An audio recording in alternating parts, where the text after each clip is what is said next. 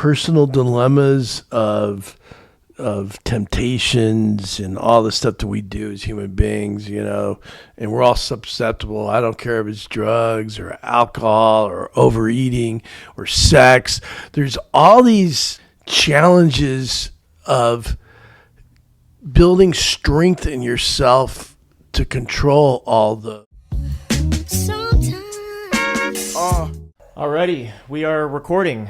Welcome everyone to the Ape podcast, where we aim to inspire young Americans to get their shit together, find purpose, find a career that they find suitable, support their family, all the good traditional, values that I think bring a lot of people success. One of the major themes of this podcast is interviewing successful Americans. I think that there's really no better path to inspire young Americans to find success than to hear from people who have done it already. But I'm sitting here with, for episode 20, sitting here with my longtime friend, Mr. Rich. How you doing? Good, man. How you doing? Doing very well. Very excited to talk to you, man. Likewise. Yeah. Same. So, we've known each other for a few years. So funny enough, actually, one of my first jobs out of college, it was a local company, large campus, couple thousand employees, big company, big deal for me being fresh out of college. But on my first day, giving around the tour, you also had your first day. Yeah. Yeah. Yeah. It was wild. It was wild. And I think what's interesting to me is, while I adjust this, what's interesting to me is just in my, 5-6 years out of college, I've met a lot of interesting people. You are one of them. Wow. You must not have met many interesting people. I'm still a hermit. I need to get out more, as we sit here in my garage. But no, your personality, your kind of outlook on life, although we spent maybe a year together in office, shooting the shit, joking around, but you stood out to me, and I think you were a good mentor and someone that I think is a positive role model to young men, especially.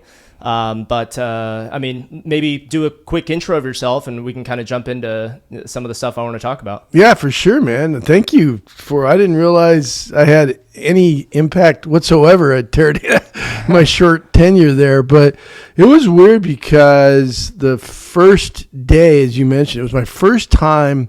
My whole career has been spent, working from home, essentially.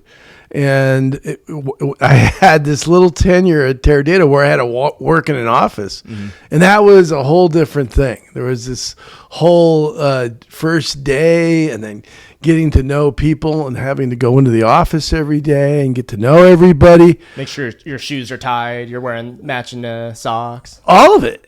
Just to the point of bringing my lunch, knowing where to put it in the refrigerator, kind of knowing where's the right place to take a shit, because I didn't, I was just used to having my home. Yeah. And so, but fortunately, there were people that you could connect with and see every day and get to know them, get to know their lives. And working from home, I didn't really have that other than on the phone or web conferencing. So that was the difference. And then COVID happened. Yeah. I'm back being a remote guy, which I'm doing today. So I am an IT consultant, lack of any better term right now. I started a company called Singley Company LLC. We're part of an overall solution arm called Future Bridge Solutions, where we essentially are focused on higher education. Right now, there's some significant challenges in higher ed, one of which is the cost of really getting a college education.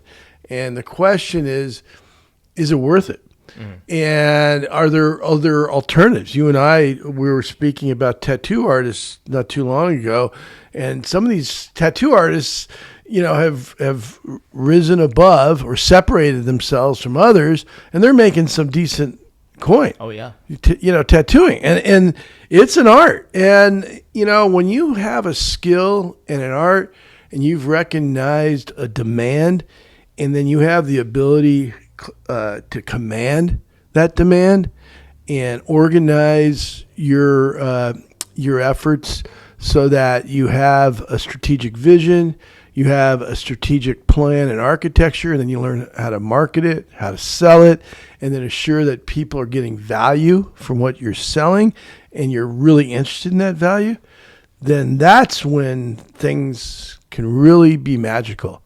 And throughout my whole career, tripped up by a ton of failures, a ton of challenges, and great people, some mean people, some disappointments, But man, I wouldn't change anything. I think that outlook is because I understand what it's like to be in pain, what it's like not getting what you want. And then I also was fortunate enough a few times to get some success at various points that, it's like getting a really good golf shot. Okay, maybe I can do this. Maybe I can live in this world. And that's so I'm probably going way too long for your first question. No. So please help me if I am. But so anyway, it's been quite a journey, and I've had a Forrest Gump kind of life that I've been an observer of some personal significant events, and I wouldn't change a thing. I'm turning the ripe age of 65 in 2 months, where I'll be on Medicare, and it sounds super duper old. And to say that because it was, I don't know, man, 2 years ago I was your age. Yeah. That's how I felt. That's how I feel now. So it goes by fast, and all the crap that happens in the middle of it all. It's pretty cool. Well, what's interesting is a lot of the folks that I've had the pleasure of sitting down with who found success, found stability, found fulfillment, a lot of them say the same thing. I have no regrets, right? And something that I've learned, whether through philosophy, history, psychology. Now, I didn't say I had no regrets. I have regrets. Got it. You wouldn't do things differently. But yeah, no, I wouldn't change. Yeah, because if you change one thing, it changes everything. True. Yeah, the butterfly effect. Yeah, exactly. Thank you, Ashton Kutcher. Yeah, no kidding. But one of the main themes or messages of the Ape podcast is, if you want to find success, you're inevitably going to fail. And sadly, a lot of people, I think, when they're met with different options that they can choose to pursue in life, they think, well, what if I fail in this direction? What if I try this and in a couple of years I'm miserable? And then they don't actually take action on anything. And I think that's a big issue that is becoming more and more, common, especially with the younger generation. But again, it's like, talk to your nearest old person is what I say, Yeah. and old, Seriously. Yeah. I mean, I still do. Yeah. There's a guy that lives up the street from me. He is 80, he's 86 years old. And we did an event at our church, and he organized this entire event. And I learned, even at my ripe young age, I learned so much from this gentleman about leadership and setting up and the detail around these events. There's always something to learn. And what I learned from him this last event, he created an environment for success for everybody. He didn't micromanage. He kept it under control. He put in the barriers to assure success in this event, but he allowed people like me to come in with some creativity that helped promote the event and ultimately helped it become a really big success, more than I think we even thought it could be. And it was allowing everybody, it was such a remarkable team effort of everybody in their lane doing what they needed to do. And it just so happened he allowed me to do what I'm maybe better at than others in promotion and all that Tapping stuff. into your strengths as a part of the team. That's it. You exactly. Tapping in and allowing people's strengths to emerge. And I also discovered that you can also enable people's strength by giving them a roadmap for better, by doing something a little more, a little extra to show them a better way of what they could accomplish. Mm-hmm. And so when you can enable and you can create an environment, you can really bring a more rich experience for everybody. It's been, this desire for a better way, it seems to be instilled in my heart, this bias for action that you talked about. And then the fact that I understand that I can survive screw-ups makes me courageous. It's not about how hard you get hit, right? It's about picking yourself up. And and then you learn by failing that you can and that you will. And so you become braver. And so you're like, what can happen? Yeah. Well, it's interesting you say that because I always mention Jordan Peterson. He's that clinical psychologist. Yeah. Some people know him, some don't, but he always references this. He's a psychologist. He's a therapist, right? He helps people figure out how to be the best versions of themselves as a career. But he always mentions this analogy of people who are afraid of elevators, right? So you actually can't get rid of your human fears in life. You can only get more brave against them. So if the study that he always talks about with the people who are afraid of elevators, if someone's afraid of elevators, that actually will never go away. But you want to gradually expose them to elevators. You want, hey, walk up to an elevator, press the button, but don't get on. Eventually get on. Okay, now let's get on, maybe move around a little, but don't turn it on. Okay, now we can actually get on the elevator and go up or down. But it's interesting. That's hard though, man. I have empathy. I'm hugely afraid of heights, and I'm claustrophobic, and I got to face those in the same few days in Paris. I went up the Eiffel Tower, and that was my friend said that was the quietest that they've ever seen me. I couldn't go anywhere near the end, and then going to the catacombs in Paris. There was a spiral staircase going all the way down to this dungeon of skeletons. Yeah. And so I was freaked out in the middle. Like, I can't go up. I'm stuck. Yeah. And I was freaking. So I say that because I have empathy that here I'm going, well, I'm brave. I don't know. There's some things there's fears that people may have that they can't overcome, even with a great psychologist like Jason. Yeah. But I think there's a power and strength to get help. Mm-hmm. Get help when you need it, whether you're facing personal dilemmas of temptations and all the stuff that we do as human beings, and we're all susceptible. I don't care if it's drugs or alcohol or overeating or sex. There's all these challenges of building strength in yourself to control all those. Yeah, the 7 deadly sins. Whether you're religious or not, I believe that those are true. Yeah, it's you pick and choose your religion that fits you. It's you figure that becomes a calling that you answer or don't answer. Yeah. I answered Christianity, and for me that was an amazing calling, but I faced. Name it, the 80s, cocaine was a very good friend of mine. Yeah. I'm sure there's times I probably drank too much when I shouldn't have. And, I had my period of really, trying to really find who I was in all those.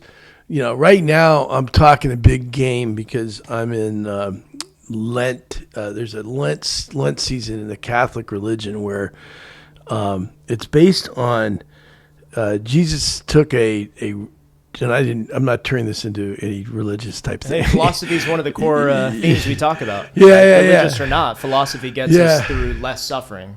Yeah, and however you do it, but the behind the scenes value of Lent is this ability to fast and disconnect from things that you want to take a break from. That maybe it's drinking, maybe it's eating. For me, it's I gave up alcohol, I gave up watching the news, I gave up social media. So I call it, I gave up booze, news, and schmooze. And then I also, and I've done that every year.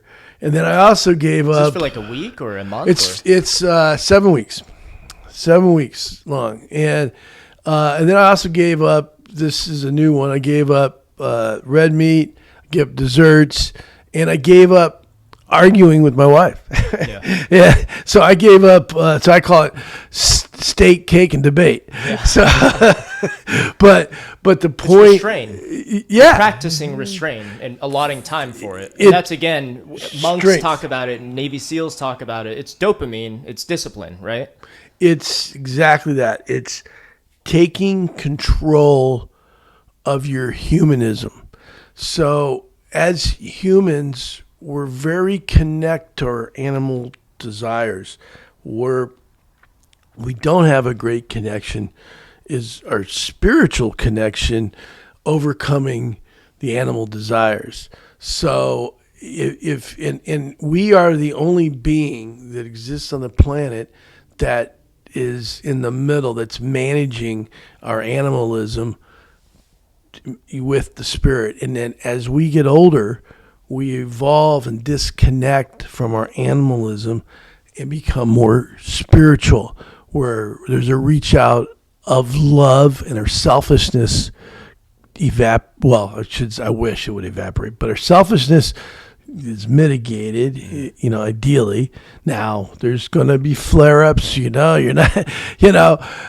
but the beauty of whatever your beliefs, you're always prone to this forgiveness of yourself but to understand your purpose and destination and use that as your guide to stay so you don't go off-roading too bad. You stay in your lanes to get to your destination that way, but understand that there is this disconnect from your childhood animalism and your 20s animalism, and then building an inner strength to spirituality. What you find is you temper your passions in a way that's focused on love for others, appreciation for others, and then a sense of compassion for people that might not have had the insight that you have, or the fortunate area you live in, or the house you live in, or the world you live in, or the whatever they grew up in. So that's been, and so these 40 days, these 7 weeks, it's like 48 days total, but it's always a time for me to change up, and it revigors all those things I just talked about, but it also allows me to pursue, maybe read something else that instead of the newspaper, maybe do something else other than go, have a martini with your wife, and then maybe you do something else with her, or do some sort of activity. So it's a chance to take a break from your temptations, and do something else, and maybe you grow even further. And I always have, but so now I'm doubling down, and maybe I'll lose a pound or two, Were you raised like that, to think that way, or is that something? No, that's the amazing thing. My parents, I was brought up Catholic, but if we went to church once a year, it it was a rare thing.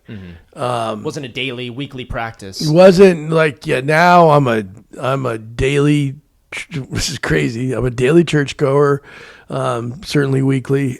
Crazy because you would never have imagined yourself that like that. No, that's still hard to believe. But I'll tell you, man, that reminder daily of my mortality, of the significance of a connection with arguably our Creator, and that's what I believe.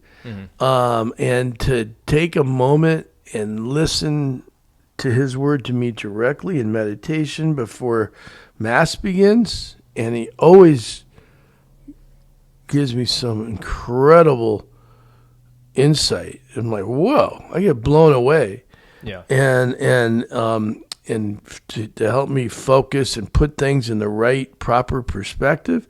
And then to go through a Mass where the Word is spoken, there's a reading, and then the priest will do a homily based on a reading. And homily is a discussion about what this means to your life, and as a catechumen, as kind of a looking disciple. Internally, thinking. Yeah, internally. just all, and it varies. So there's always an amazing message, and then they substantiate it with the body of Christ, meaning He's in you, and something magical has happened. My life has back up. I've turned away from the Lord on a couple occasions. When I turned towards Him, I've had these great events in my life where things went really well. And then when I turned away, as you can, stereotypically, or what you would think, things went to hell. Yeah. My decision making went to hell. My selfishness, my animalism rose above. Probably were in a worse mood more of the time. Oh, yeah. Yeah. When I wasn't like high or buzzed or, because those are all the things. I was, when you pursue wrong and you don't have a sense of value for yourself, and you don't have an compass, almost? or a there's a better word for it. I can't think of it. It's in a car where it directs you in a way. GPS. No, it's kind of that, but I'll think of it. But having some level of buoyancy with right, in alignment to right and truth, and allowing that be your guide. Yeah, I like the GPS now that I think about it. So I don't go off-roading, and it does, like I've gone off-roading even recently. A week ago, I went with the boys to we went to a big dinner to celebrate fantasy football, and it's a once a year, and there's always there's drinking and eating, and I probably had a martini too many, and I had to go home because I was concerned, because I knew I had the only key, so I went home. Anyway, I tried to get into the house. I was locked out, and now I'm agitated. Been fueled by alcohol, and I'm in an angry mood. And my wife and I get into a barking match, and it wasn't good, because then, like most arguments, you bring back past things just because it's your time to continue to try to resolve something that upset you in the past. Yeah. And then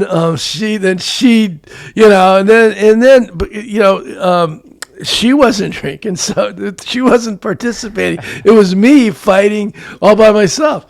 And then finally, calm down and get to a better place. And then the next morning, I sat in that meditation. I go to church, and I'm like, what the heck, God? I'm like, what did I just do? And I thought, oh, he's gonna get on me and make me feel like a piece of crap and all this stuff. And all what he said was, when you open the door of the devil with because there was some jealousy in those arguments. It was about a past ego. Dude, Yeah. ego. When you open the door to the devil, whether it's alcohol, he's going to come waltzing in. And he ended this, in my little discussion and prayer, he ended this going, giving me lots of words of encouragement, which I didn't expect. And, you know, whether or not it was a real connection talk, I like to think so, but, you know, we never really truly know, do we? But he ended up going, you got a lot of good aspects about you. There was lots of great encouragement, and I was thinking afterwards, wow, why the heck would he even, like, he should have been pounding me instead. And it entered in the rest of that week, and I had one of the best weeks ever. And then we had a big event at the church, and I was the host of this game show that I promoted for this Mardi Gras, and it was a hit. And I don't know if I couldn't have been supported the way I was after that bad event, and all the ugly of me came out, and now I got to fess up to God that I know, okay, and then he still supported me, and you know, and then I went on and had like the best weekend and lots of love. So anyway, it's very it's all very fascinating to me, and the point is what I've discovered when I am connected to God and Jesus in that way, my life comes together. Yeah. And my success grows.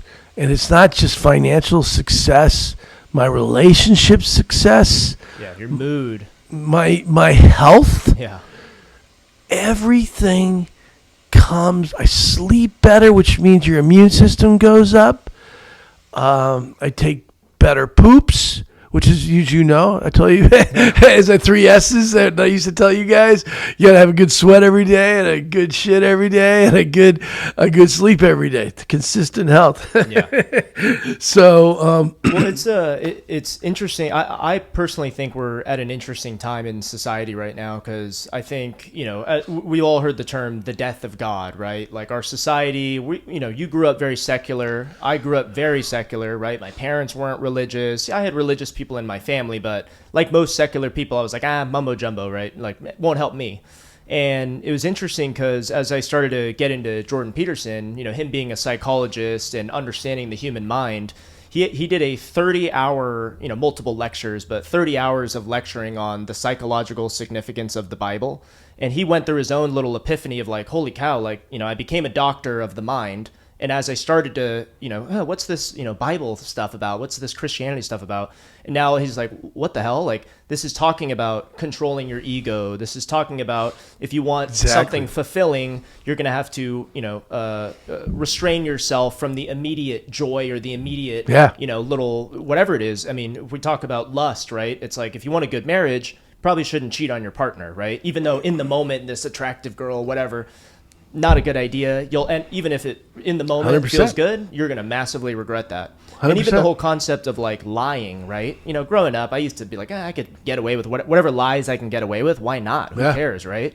Until you start to realize, oh, wait, like this is starting to come back and I'm experiencing the consequences of it, or man, my relationship isn't great because we're fucking lying to each other, right? It's all this stuff where, again, I'm a big believer of like, you don't have to be religious to believe in the metaphors or to believe in the messages of Christianity or Buddhism or Taoism. And it's something that, you know, I'm going through my own little journey of like, holy cow, wait, there is direction in life. There are, maybe there's no right way to live, but there are a bunch of wrong ways to live. And I feel like that's kind of what the devil is, and like what the Bible tells you, to avoid for your own benefit and how you interact with society. So like I'm going through my own journey. I've met a lot of people even younger than me who are going through that same kind of like, wait, what the hell? Like, oh, I'm not, who cares if whether or not I consider myself a Christian. I do think lying will get me into trouble. I do think my ego will be my biggest enemy. I do think I should restrain from these short-term little, dopamine hits for the greater good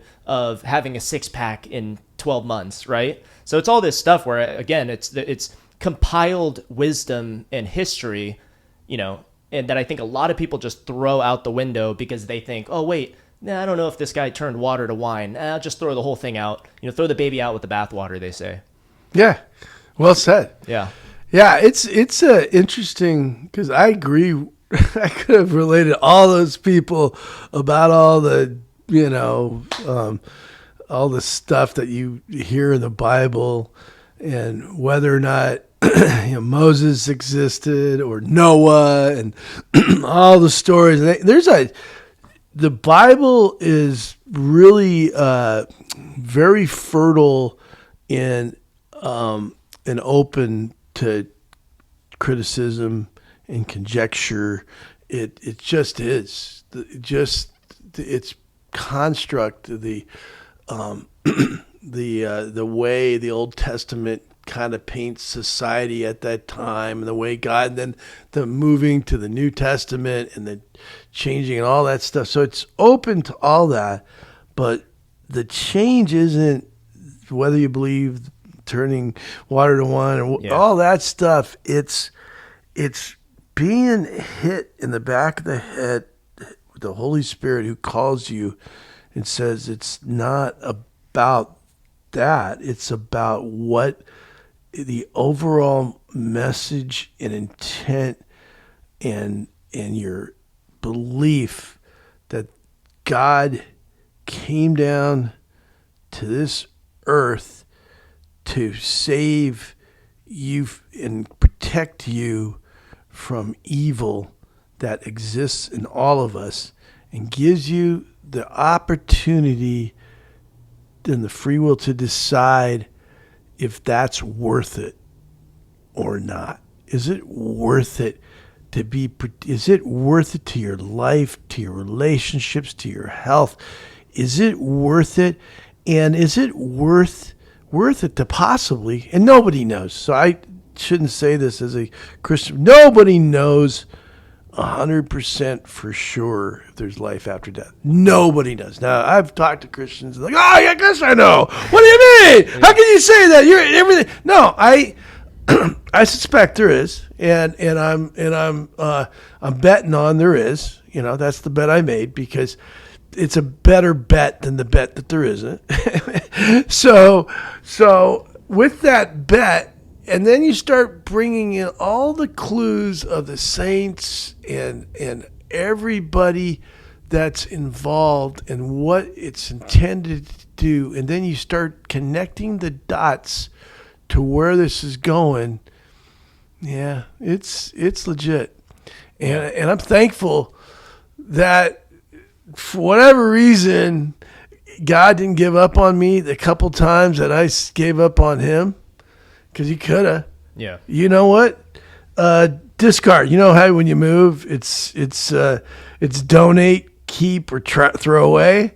Mm-hmm. He could have donated me to somebody else or throw me away and not even, but he kept me, and he kept at me, and now, shoot, man, and even when I off-roaded, he put me right back.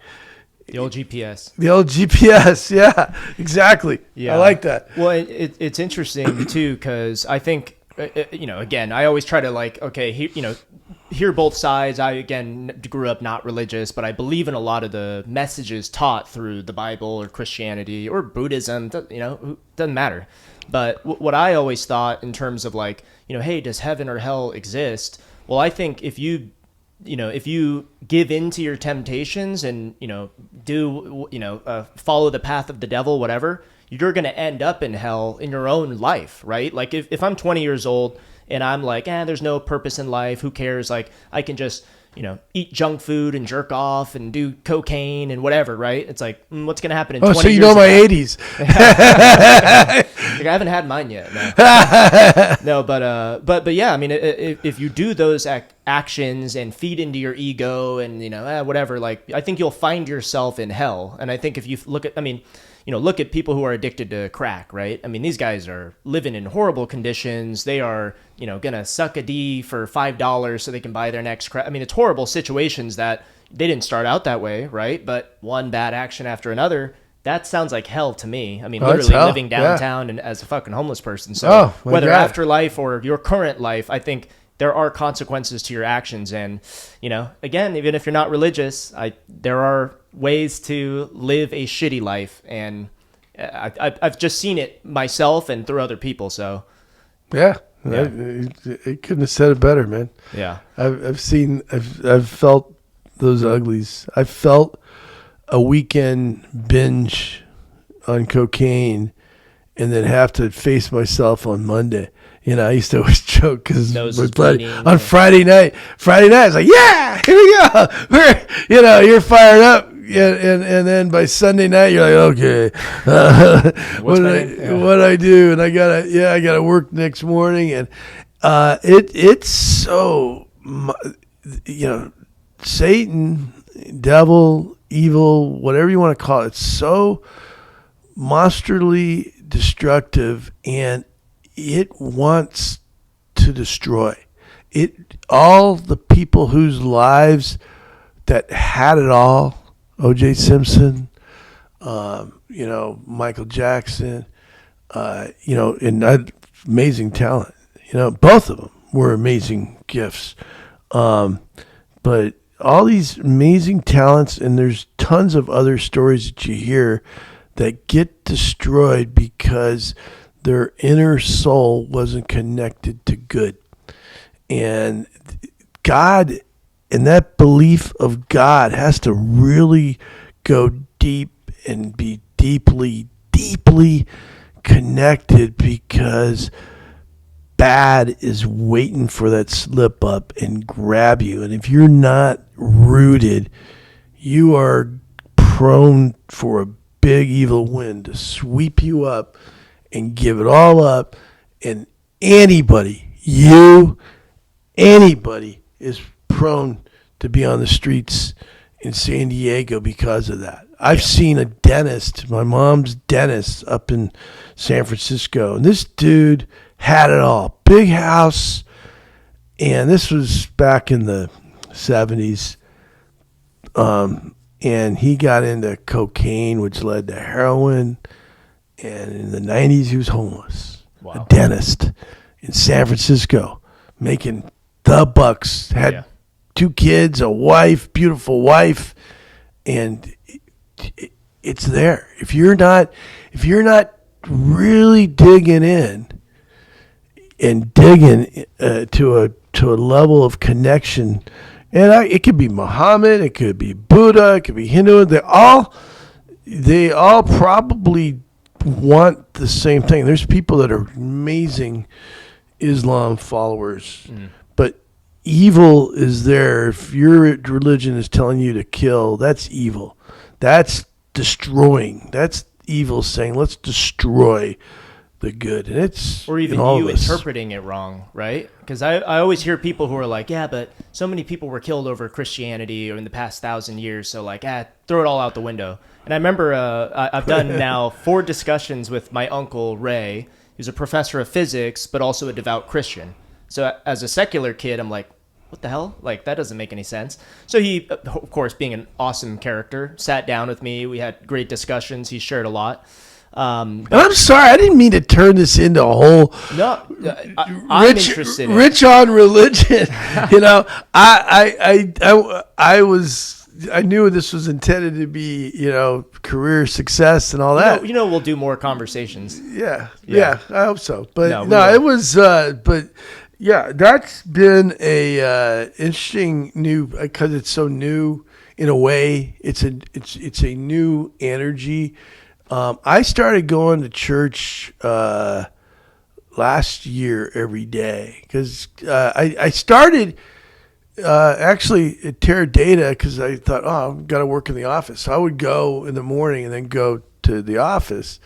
And then COVID happened, and that derailed everything. People were getting arrested at churches. Yeah. It was just weird. So, and then that it turned out to be a hellish year for me. So much happened to me physically, and then my father passed away. And it was just, and so there was a point where, again, got knocked down, and it was all right. Let's get up. Let's go after it. Yeah. And everybody can do that. Everybody can start today. Yeah.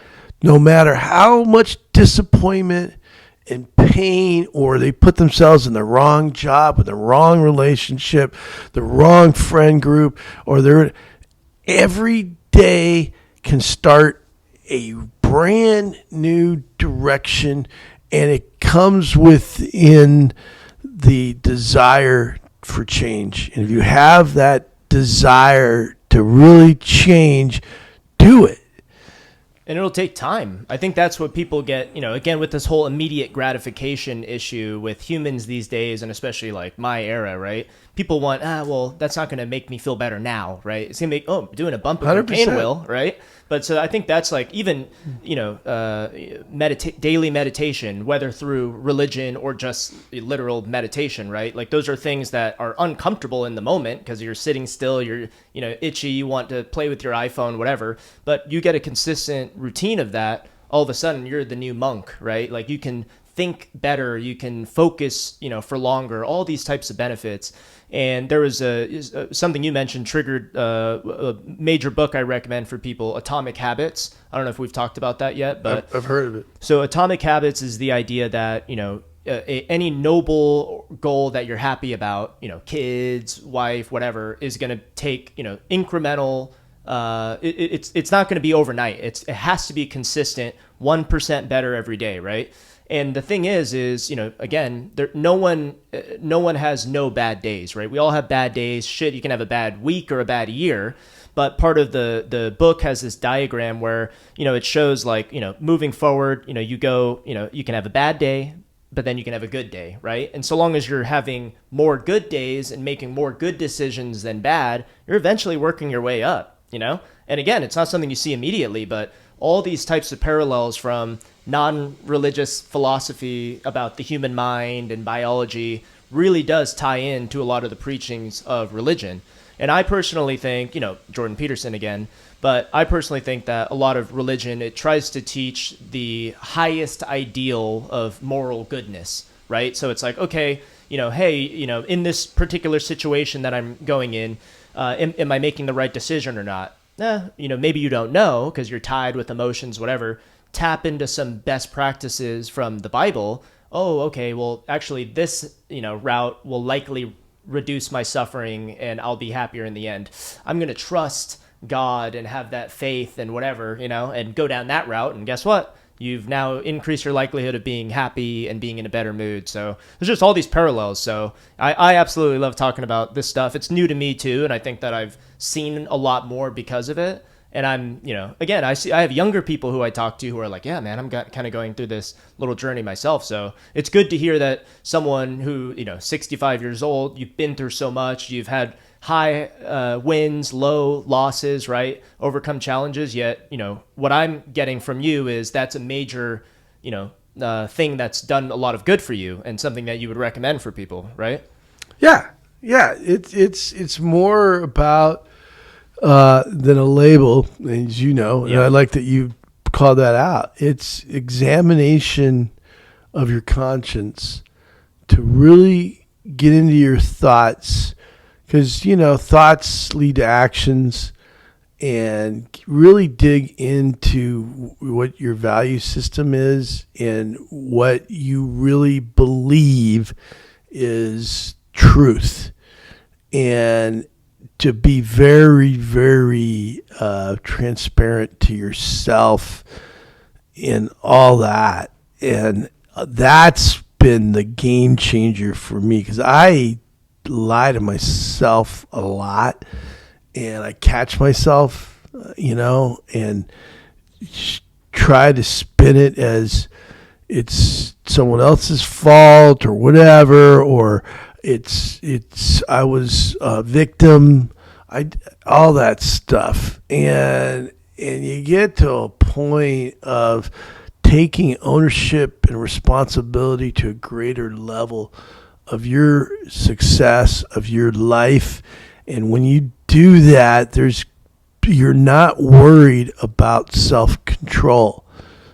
I was worried about self-control. Mm-hmm. Am I going to blow up over this? Am I going to, overindulge over here? All that. So if I can take back control of myself, and because it's the right path that I was made to be, because that's what we were made. We were made to not be animals. We were made to be spiritually connected. So I agree with that a lot because, I always talk about when I talk to non-religious people or religious people, right? Like humans, similar to animals, our two major drives are survival and sex, right? Procreation, whatever. Yeah. So those are our two major drivers, right? Yeah. Same with animals. Yeah. But what's the difference between us and animals is we have consciousness, a higher level of consciousness than they Right. do. Of course, we get along with dogs and all that, right? But we have a higher level of consciousness. And what I've come to learn is with this higher level of consciousness, we can, even if we see what's immediately in front of us, we have the ability to restrain ourselves for the greater good for ourselves, right? Again, it's like you put a pile of cocaine in front of a lot of people, they're going to freaking do it because it's right there, it's immediate. Maybe they get angry when they're arguing with someone and they lash out and attack someone. A lot of people go to jail for that, right? But us having that higher level of consciousness, you can say, although that's enticing, I'm going to not do that because I'm going to really think myself in 1 year from now, in 10 years from now, in 40 years from now. But that's the difference between us and animals. Animals can't do that. You put a piece of chocolate on the floor, my dog's going to fucking eat it. You know what I mean? But we have the ability to control that. And that is, I think, revolutionary for humans to, and that's why we've evolved over time. That's why clearly, right? So it just, I see that. I see it. You know what I mean? One thing that I did want to talk to you about, and of course, like one of my common themes is for the greater good of America, right? I'm very patriotic. I want the best for the next generation. One of the questions I pose to anyone over 40 or 50, let's say, is, I love to get your perspective of like, what was the 60s like as a young man? What was the 70s like as a young man? Well, so maybe we can like start with that. So you're born 58. 59. Right? 59. Okay. So you're a child during the 60s. Yeah. What was that like? What was your upbringing like? Maybe we can start with that. Yeah.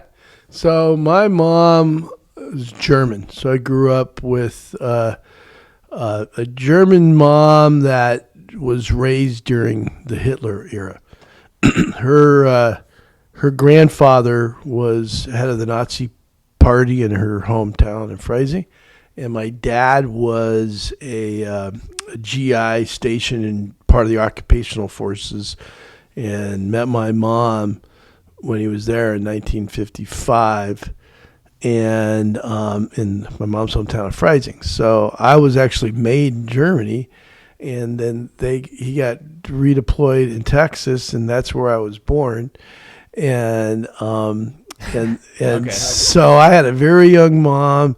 And my dad was a singer, a crooner on American Bandstand in Philadelphia. He was going to be famous, and he decided that's not the life that he wanted to be. He was on the radio and all this stuff. So he comes back and brings this German lady over, and I don't think he was thrilled to be a young dad and all that. So that took us into the 60s, where my dad was a little disconnected from the family as a military. He got deployed on these long deployments, and so he's 23, 4? He was born in 36. So he was 23. Yeah, 23 when I was born, and my mom was 21. So and then my mom was a hairdresser, and they don't pay, enlisted men shit. It's struggle. So my dad ended up having to do a second job at a convenience store, and then my mom had a couple jobs, and they worked hard to try to support us. But the '60s were, looking back, it was just freaking awesome, man. I remember when Kennedy got shot. My mom was on a Monday, and I'm watching TV, and they did a special report, and Walter Cronkite came on, and I'm like, special report, and of course the way they did it was like commanding, like special report, and then they mentioned Kennedy was shot, and my mom was like freaked out. You know what? You're always freaked out when your mom's freaked out. Like, this is serious stuff. And then it came back with a report an hour later that he died, and then my mom went screaming. And Mondays was the day she didn't work, so she always wore her muumuu to clean the house, and she goes out screaming, "They killed him! They killed him!" It was high drama. I just remember, like, holy crap, this is stuff. Yeah. And then so that started a whole new enlightenment of memory, that shit happens and it's serious, that life is really serious. It's not just Captain Kangaroo every day. Yeah. And then fortunately, right after that, in February '64, as I mentioned, the Beatles. And this is Philly, you said? This was in Texas. No, this was in Michigan now. Okay. So yeah, we moved. Military family. I was born. I was a military guy. So born in Texas, then made in Germany, born in Texas. Then moved to North Dakota, where my sister was born, and then we ended up in Battle Creek, Michigan. Wow. So and this is all there. Just like my dad, honestly. Yeah, son of a Navy. So yeah. So and then Fort Knox, Kentucky after that, and then to California. So yeah, I had to learn how to make friends fast, which is probably why I became a sales guy. Yeah. But then the Beatles came in the '60s, and the rock and roll era, and the long hair, and everything that you thought the world was about suddenly changed, and my mom's reaction. And my dad's reaction was suddenly, my dad military, buttoned down, but long hair. And then my mom, actually made the statement that things are so crazy that we need Hitler for a year here, just 1 year before he goes crazy. Wow. Whoa, pretty heavy statement, even for me at young. And then, of course, then MLK was assassinated, and right after that, same year, RFK, Robert F. Kennedy. Wow. And this shit it was so impactful of news. And then I got into sports. Baseball became my saving grace. And then, then it was sports, and then the moon landing in '69. '69 was one of the most amazing years ever for me. It was all black and white television. Well, I saw the black and white. Yeah, I remember when we lived in Kentucky, I had UHF and color TV envy of our neighbors. We couldn't get UHF for whatever reason. We didn't have a TV that did that, but they could watch Batman in color, and it was such an exciting thing to be invited over and watch Batman in color. Yeah. And then it migrated to the '70s, where I grew up and grew my hair long, and then music was just teenage years in the '70s. Yeah. Okay. And music was just off the charts. Yeah. Off the charts. Gosh, it was so many gifts of music, and I still wish could have delved even afterwards, and still can now. That's the beauty of all this. Yeah. But yeah, it was some awesome times, but there was also our first time we had a real recession where things were really tight, and there was gas lines like you wouldn't believe. Yeah. Which is really weird. You can only get gas on odd or even days, depending on your license. 3 hours of waiting, right? Yeah. It was just bizarre. Yeah. So you realize you just don't have control of everything. Yeah. You just go with and just endure it, just like COVID. Like you're COVID survivor. You're going to tell your kids about COVID. Yeah. And it's Shit going was to crazy be for a few it's going to be a crazy thing. Yeah. You know, hopefully you're not going to tell your kids about World War III. Yeah. So because what's interesting too is, I personally believe whatever era we're talking about, a teenager, that's when you really start to learn independence. You start to be like, I don't need to be taken care of. I got this all on my own. You're like 13, 12, whatever. So what was that like for you? Did you find, was your relationship always great with your parents? Were you like, oh man, I needed to be, were you very like rebel spirited and, very disobedient, cool. get into trouble? No? I wasn't that cool. Yeah. I wish I was.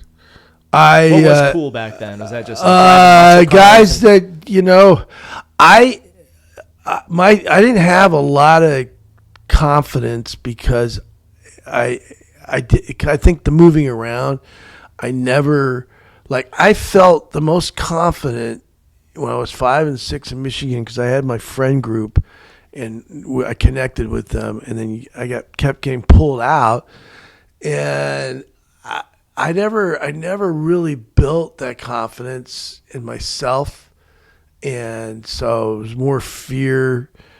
I was fear-based and all that, so I didn't probably accomplish what I might have in high school or built the network of friends. Maybe, I don't know. It was I didn't really find my confidence and all that until my 20s. Was the norm still get an education, find a wife, have kids? Was that all that? No, not necessarily, because I didn't know if that was going to be kind of, but not really. Nobody in my family ever got a college degree. My dad could have, and he chose the Air Force, and so I was first of all generations to get a college degree, and so but I knew I needed to do that. I knew that if I'm going to break through it all, just get the degree. Yeah. Doesn't matter. I didn't have the greatest GPA, but I got the degree. Same. And it took me 5 years, and I graduated, got the degree, and then I started working, and the career went from there. And now, what did you study? I was in marketing. Marketing. Yeah, nice. it was the easiest business. I knew Probably I do business.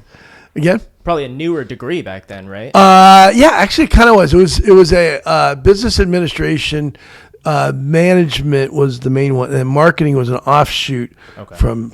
It was probably like advertising, right? Like what is it, Mad Men? Yeah, show, right? Yeah, it was all about advertising. Yeah, 60s. Yeah. It was. So it wasn't more. It was taking advertising to another level of bringing the word out and doing the right research and all that, which companies still don't do enough of, to really make sure they hit the mark with what they're trying to build. And then since then, it's been this evolution of understanding how it all is a continuum to customer success. Now in this world of software as a service, we're subscription selling. Everything is predicated on customers really adopting and adapting solutions to their workflow. And everything is predicated on how it's sold. And how it's sold is really predicated on how it was marketed, and how it's marketed predicated on how it was designed and built for success. And so what I've discovered that it's no longer build, market, sell, and then teach how people how to use it. It starts with how much value are people supposed to get, and are you set up to make sure people are using solutions the way they're supposed to use the solution, and even like Teradata, man, there was they had customer success people, but we should have been. That should be where you start. Salespeople should be taught how customers are successful with the product so that when they sell, they're selling with the right intent of setting up the right expectations. They're not over blue skying what they're selling, and that they really have a sense of concern, empathy, and desire for that customer to use the product the way it was designed, the way they need it, and that they're getting all the value that was intended. And that's the biggest fallacy right now. A lot of companies don't understand. I many years at Cisco didn't understand. Cisco is very good at building and knowing the intent, but somehow between marketing, sales, things got lost. And so when day 2 happened, meaning somebody has the solution, and day 2 is day 1, you get it. Mm-hmm. Day 2, you got to use it and deploy it, and then scale it to your organization, all that.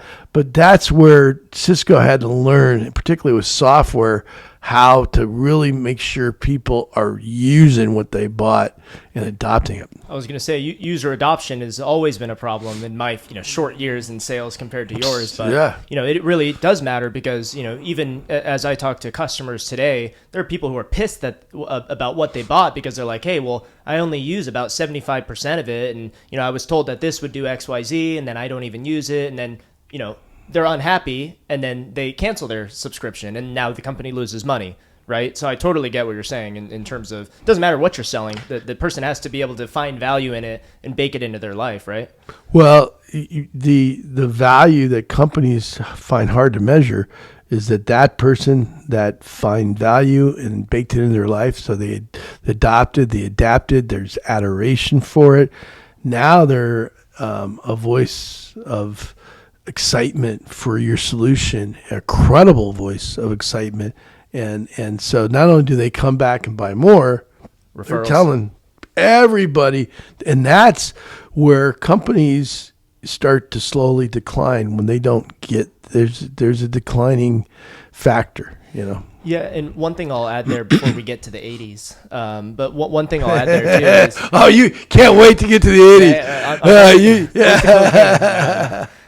But one thing I'll add there too is... And I can talk forever. I just want to make sure I'm not overstaying my welcome. No, I mean, we can do maybe like 2 hours, max, and then eventually my phone will die. So, okay, all right. So like 2 hours. I just want to make sure I'm not overstaying my welcome. No, I truly appreciate your time and your time and offering wisdom and experiences. So I know we'll do more, but so the last comment I'll add in terms of not necessarily Teradata specific or Cisco specific, but I think any organization or institution, let's say, that has been around for many decades, they start to get that bureaucratic bullshit and all the politics that they're getting in each other's ways, and your middle manager over here is not aligned with your upper manager over here, and that causes inefficiencies. And I mean, we've seen it, right? And I think it maybe, and I bring that up only because a lot of the stuff I talk about is like the deep state, right? A lot of these government organizations that is like, well, what the hell? Like, they're actually counterproductive to their original reason they were even built. Why is that? Oh, well, because you have this person who has been leading this team for 30 years, and they don't care about the success of the team. They just care about their budget. They care about getting whatever they want. They want to they do nothing all day. They want to keep it that way, right? And they're going to fight to the death to do that. And again, whether we're talking government or private institutions, like I don't know if it's like a problem of bureaucracy or just like bloat over time, but I've seen it, and it's relevant, and it's not just a matter of like, well, the government should be solving XYZ. Sometimes those programs aren't effective, and sometimes it's the people in charge or the incentives we have in charge. So it's just something that I think about, Well, there's a lot of waste because designing are just the right people in charge, the right people that design the intent of the solution, and is the right people making sure that everybody's following it. That's why money and programs are very challenging, and that's why Republicans are vastly opposed to lots of taxation and spending because they see money bleeding. And at the same time, Democrats are like, yeah, but if we don't, you Republicans are going to be selfish bastards and you're going to leave people behind. So that's the balance is really cool. It's just when it becomes adversarial and there's animosity between sides, that's when you really weaken our country, and our enemies love seeing that kind of divide. And that's why I talk about being American, right? Because Yeah. you could be whatever the freaking ethnicity or religion. We got past all that stuff, right? It's like we're American. You practice whatever the hell you want. Doesn't unfortunately, like I had a debate the other day. I have some really good buddies that are staunch, right? One guy's a Navy SEAL, ex-Navy SEAL. The other guy, staunch, very pro-Trump and very, I wouldn't call him extreme right. He's not, but he's got some very strong right-wing beliefs. Convictions there, yeah. And I'm Republican, so I side that way, but it's tempered by the realities. But what you said is important. Is there can't be like we had this discussion and they gave me shit about it because they hammer the hell out of Biden and Pelosi and Schumer and all the left guys. You should see my Instagram. AOC, yeah. Well, but and fair. I mean, I don't not side with that, but I remind them they're all Americans. Biden, who they hate, is an American, and he's our president, and we support our elected president, but we have a duty to bring data, facts, and understanding, not through anger, not through bullyism, not this way, my way or the highway. No cancel culture. through actual convincing, compelling reasons to maybe think a different way. You're not going to change somebody's mind when they've hardwired their opinions. You're not. Yeah. So because of that, people feel the need to get physical, to get bigger, to be more louder, and that is going to tear us apart. And you bet Russia wants that debate. You bet China wants to see us, struggle with all that. So if you take a different approach and know that love is more important than hate, and you use that to your weaponry, if you really want to be stronger and have weapons that are convincing and compelling and effective, to your earlier point, that's your short season of a rush of, I did something very harsh and direct. I went from A to B right there. No, it's A to B to C to D to E to F all the way to Z. You got to do all of that if you really want to make a real difference. But you got to come from a place. A governor was the word. A governor. That's what that's called. Not the GPS. It was a governor. There's a governor. It's a personal governor inside you. And some cars have it. Like they have a governor. And it's funny. The hamsters are in my head looking up that word. Okay, we'll find it. Don't worry. And they were a little slow today. I feel like I haven't heard of that related to cars. Yeah. There's technology. There's a governor that somehow, and I might be misusing it too. So I'm not a real car guy. So I'm over my skis right now in that regard. But that's the word I was trying to come up with. Your own personal governor that governs you.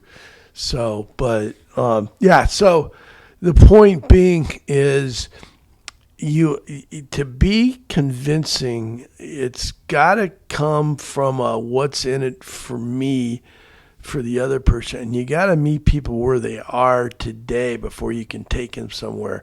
But you can't sit there with your arms folded. Well, I'm here and you're over there, so F you, and that's how they stand. I go, all right, that's great. But I felt I hadn't pushed back. This was just a new thing. I don't know where it came from.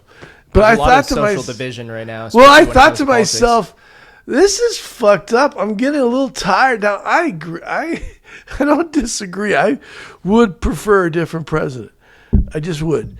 And but I also I prefer a different president when Trump was president. So I don't know. It's very disappointing that we're down to these two people. Like, really? Yeah. We have 375 million people. We're down to these two knuckleheads to and you got one guy that is based on hate and steering hate, and the other side's wrong because I hate him. You should hate him, and they join me in hating them. And then you have another guy, very tribal. Yeah, very Mussolini. It's how he was, very fascist. Yeah. And then you have in the other spectrum a very old human being that probably has his gift, though, to give Biden credit where credit's due, is he doesn't stick his neck out anywhere to a point where it could get, but he does it enough when he needs to. So he understands what a lot of people don't understand in their lives, and he's doing it as a leader. He understands balance. There is balance that has to be achieved. When we're off balance, that's when we're tripped up. No pun intended. So yeah. Well, I think there's two things you mentioned there is, we can't resort to violence, right? Like people, I think, and I've talked about this, there's a book called The Coddling of the American Mind. It's a social psychologist, talks about how Gen Z, that's me, how my era, we had undeveloped brains when social media became popular. So I was a freshman in high school. It's like, oh, what the hell is this social media thing? And 4 years of that, let alone in college, and it's like all this crazy stuff's coming out. But that's because wild. It's crazy because if we talk about human nature, right? There's of course things improve over time, but there's a lot of things that are core to human nature, right? What's very new to humanity is social media, and social media is danger. It's the internet and social media are good because they help scale information, they help connect you to people across the world, Absolutely. all that stuff. Yep. But how the algorithm works is it feeds you stuff that you want to look at. And if I'm like, hey, I love Trump, I'm Republican, whatever, I don't want to look any Joe Biden, no social justice crap, and all of a sudden I'm in my own little echo chamber. Right. So that's one major dangerous factor, that everyone's in their own echo chamber of totally. And the other problem is people have gotten, and this is another Gen Z thing, but when a lot of Gen Z got to college, their ability to deal with discomfort and disagreements was very, very low. So these guys, they start to learning about slavery, whatever. I don't like that. This teacher shouldn't talk about that. I need a safe room. I need a safe space. Oh, I need trigger warnings. And all of a sudden it's like, you're supposed to go to college to fucking have your ideas challenged, to learn something new, right? To talk to other people who disagree with you. I mean, you have your left versus right talking, traditionally, whatever. Not anymore. Like now you have a major monopoly of, progressives, and this, like, everyone's all of a sudden like waving communist flags in the past couple of years. It's like, what the hell's going on here? But it's because of social media's a major impact. But at the end of the day, we need to be able to have conversations with each other, right? And we don't want to be tribal. It shouldn't be like white guy versus black guy. That's it. I don't care if the black guy does anything bad, I'm on his side, right? That's dangerous thinking. That's tribalism, not good. And it's insane, but again, like, we need to have more conversations. I think if anyone's going to play identity politics, it should be, we're American. And I think, honestly, they've always called it the American experiment. Why is it called the American experiment? Is because traditionally all these societies go through their old left versus right, cyclical little periods of suffering and chaos. Yet, it's the problem of bureaucracy. It's the problem of, hey, well, we want to control what that group of people says to not harm this other group's ability to rise to power. That's happened in fucking Soviet Union, China. Well, it happened here. Oh, yeah. In the 60s. Technically, it's happening right now. Yeah, it could be.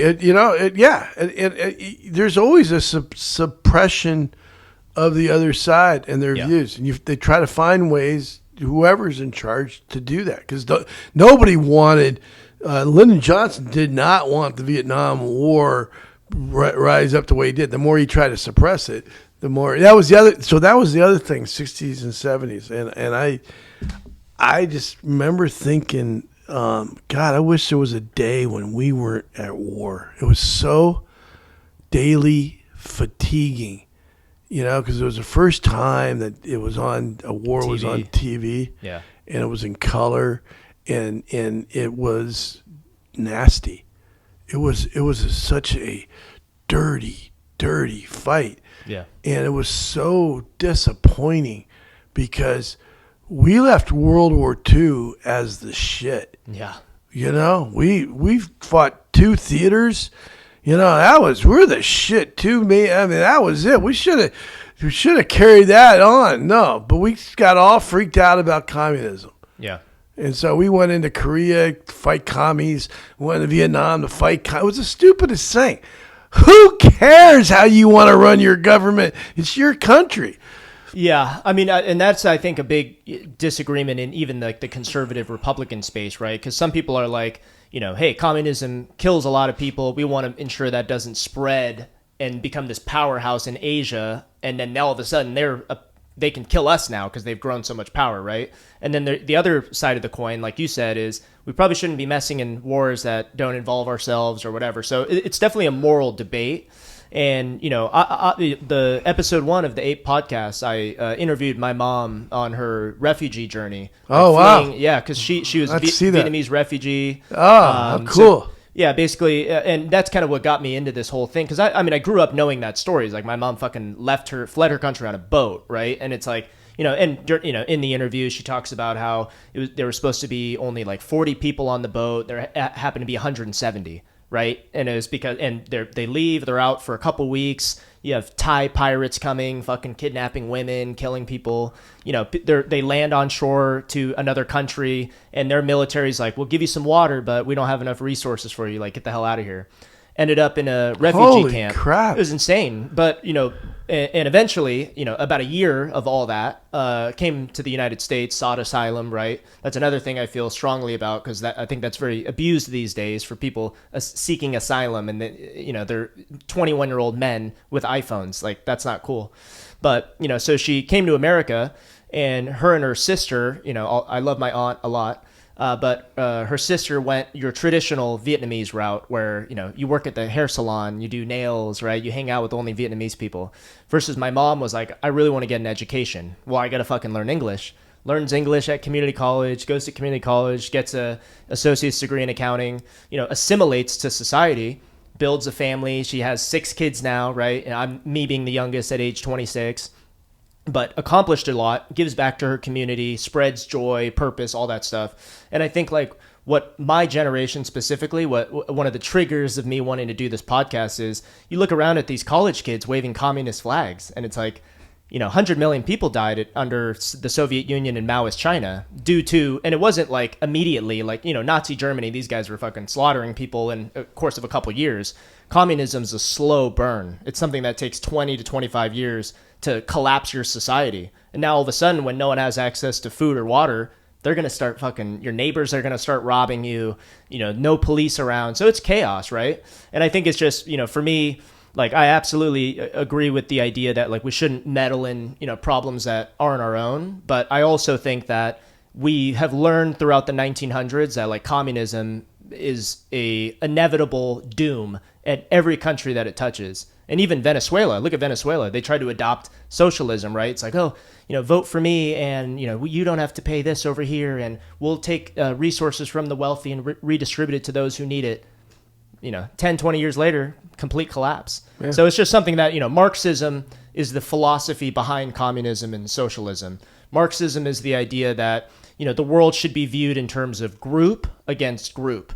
And if one group has more power than the other group, this group is by definition an oppressor and oppressing or exploiting this other group.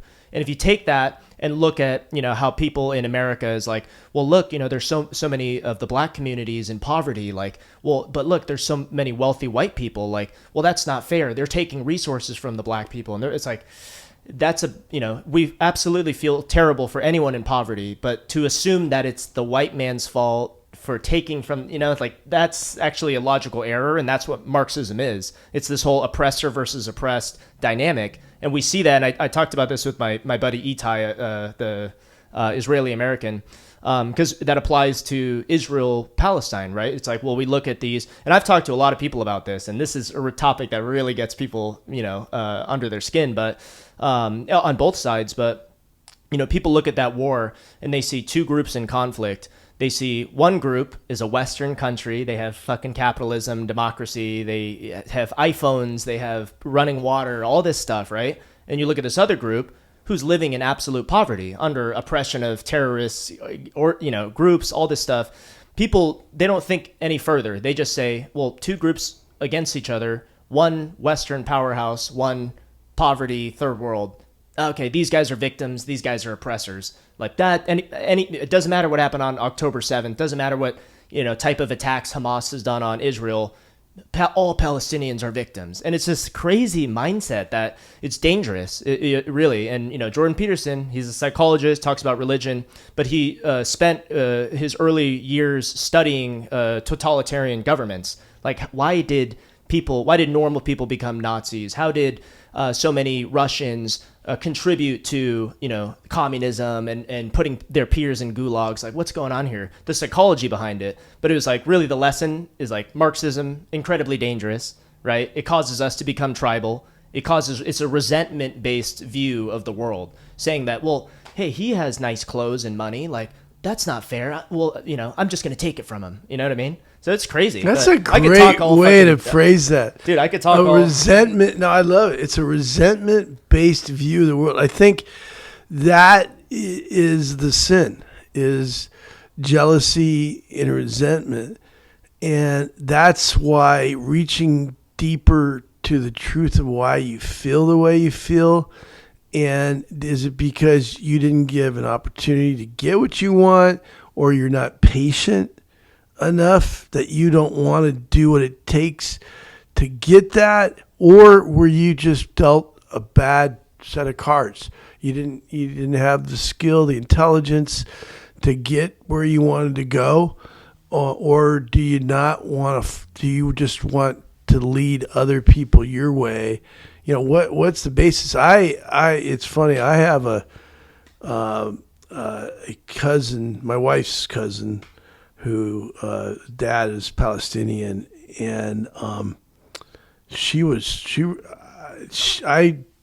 something on Instagram about what's happening in Palestine. I said, and then I made the unfortunate personal remark to her, well, maybe Hamas shouldn't have gone in Israel and done what they did. And boy, she threatened to never talk to me again.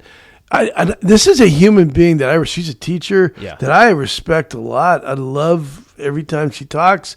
And then she took this hard line militant, like our relationship's over because I said that. And I'm thinking, so that's how it works. You don't convince somebody to your way of thinking. We take the easy road to say, boom, that's what war does.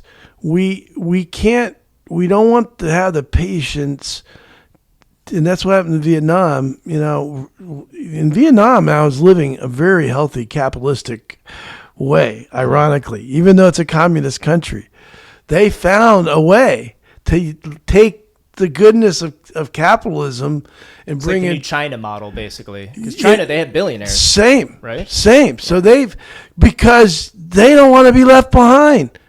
They still want to be stronger, and they realize that money is going to get them there. Yeah. But, I think it's got to be a conversation. You have to trust human intellect and goodness, and that's the part where we're freaked out about, is Putin got a soul for goodness for others other than himself? Does China have a soul for goodness for others other than themselves? If there's a lion going after, like I was watching, what Putin's doing in Ukraine is similar to these wildebeests who are protecting their family from a lion coming. And so there's this big fight. And the wildebeest don't want nothing to do with the lion. They just want the lion to go away. Well, so there's this big battle, and they end up winning. But that's what's happening. Russia is going. Ukraine doesn't want anything from Russia. Just leave us alone. We're doing all right. What do you need more? How big of a country do you need? And then of course Russia now, the militants are going, well, Alaska should be ours too. And now they're even saying, parts of California when they came over here, Russian River and all that should be ours. We had that, and it doesn't stop with power. And then that's why there's going to be a sway to to capitalism, because communism won't get them there. Yeah. China knows that. Well, and it's interesting too, because a lot of the people that I listen to who talk about like Marxism and all that, they talked about how Soviet Union ends in 91, 92, something like that. But 80, a lot of the people, 89. Was it 89? Yeah. Oh, I had that wrong. That's all right. No, just because I'm fresh from Berlin. So I went to Berlin last year. So okay, I don't know if I would have answered. But actually, in terms of the actual disconnect, 91, 92 is right. Because it took time to really separate all the bureaucracy and all that stuff. Yeah, but 89 is when the wall fell, yeah. Okay. And, there was a lot of people who, like, the Cultural Revolution in the 60s, right? You had a lot of your academics and more elite folks in the United States who were championing communism, right? There was all those trials of Hollywood actors. Are they fucking communists or not, right? So, like, there was a spirit of communism and Americans advocating for it. In my view, that it was happening today as well. But back in the 60s and the Cultural Revolution, so many of these people are like, hey, communism's the way to go, blah, blah, blah. Give it a couple decades, everyone realized, wait a sec, we actually need capitalism to make money, because it's like, regardless of what your damn views are, we would love to have cheaper resources and less likely for someone to shoot, into our window and, all this type of stuff. It's like, you couldn't convince people that capitalism wasn't good for them, and many people wanted it. So we started to see this massive decline in this communist spirit, this like Marxism, all this stuff. Boom, we get to, love him or hate him, Obama. The guy was very divisive in terms of like, black versus white, and it built him a lot of momentum and steam, because there was people who felt bad for, black kids who were getting shot by police officers, or the fact that a lot of black people were in poverty at the time, whatever. There was a normal spirit and totally reasonable reason to feel that way emotionally. But but where Marxism makes a comeback is like, oh shit, it's not just about like these people are poor because these wealthy people are oppressing them. That doesn't work anymore. We actually like capitalism. Okay, well, how about it's white people are oppressing black people? How about it's majority is oppressing minority? And then you start to get this cultural Marxism that starts to build momentum. And we saw even in like 2015, 2016. Why the hell is everyone talking about transgenderism and transgender? It's like, why is that the new spotlight? And all of a sudden it's like, well, these people are oppressed and like, all the whatever. All of a sudden resources are getting spent on, gender transitions and media for transgender, all this type of stuff, because of this impression that they are a marginalized group being oppressed or exploited by this majority, more powerful group. So that's where we really started to learn, like, oh shit, this isn't just communism, it's Marxism, like the philosophy. Because you could apply it to this skin color versus that skin color, this religion versus that religion. But it comes down to power. Which one has more power? Okay, that's the bad guy. And that's where you get these fucking college kids who are like, no, Hamas is just a freedom fighter. No, none of that stuff happened. It's like, why are they defending terrorists? And why is it, regardless of what your views are overseas, is it good that college students are yelling gas the Jews, death to Jews, harassing Jewish people? Probably not. Even if you don't like Israel, that's not good to have in America. Why is that happening? Because of this whole oppressor versus oppressed Marxist ideology, which again is very dangerous because people will kill over this stuff. You know what I mean? Like, so it's crazy, but it's they continue to. Yeah. But in my view, it's back, right? And I know that, politics, there's good people, bad people on both sides, whatever. I believe that like the Democrat Party in the recent 10 years has been has been captured by the radicals in their group. And it's this whole like, well, no, you can't think that, or I'm going to suppress you, or you're racist if you say that. And then you start, okay, hey, well, I'm not racist. All right, whatever you want. And then boop, that radical group has started to consume power and take over. And now all of a sudden we have all this crazy lunacy happening all over the place. And it's like, Democrat or Republican, should we have an open border? Probably not. But why are some people advocating for an open border? Well, because we're fucking born in America and we're lucky, and those people were born in a shitty situation, and if we have the means to help them, let's help them. It's like, okay, well, so unmanaged immigration, that doesn't sound like a good idea, you know what I mean? But it's this whole Marxist spirit of power versus less power. It's insanity.